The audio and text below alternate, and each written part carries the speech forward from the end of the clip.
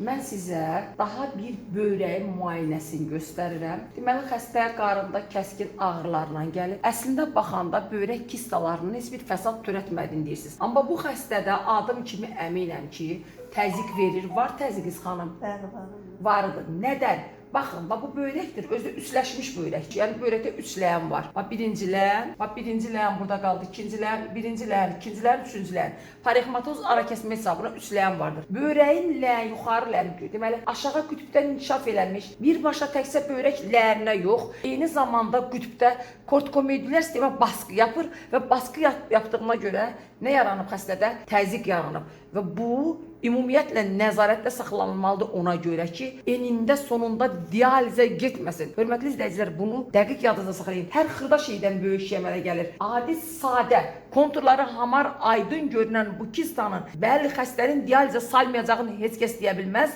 Ona görə ki, bu kortikomedulyar sistemə baskı yapıb renal hipertenziya yaradır. Səbəbu, deməli, durğunluq verib böyrəkdə obturasyon pielektaziya da verə bilər. Obturasyon yox, durğunluq pielektaziyası verə bilər və bu pielektaziya da gətirib böyrək çatılmazlığına çıxara bilər. Kistanın ölçüsünü göstərirəm sizə. 59, belə yazarsan qızım, 59 vurulsun, oldu katet kimi götürdü bu lap. 51 oldu, daha ciddi götürdük.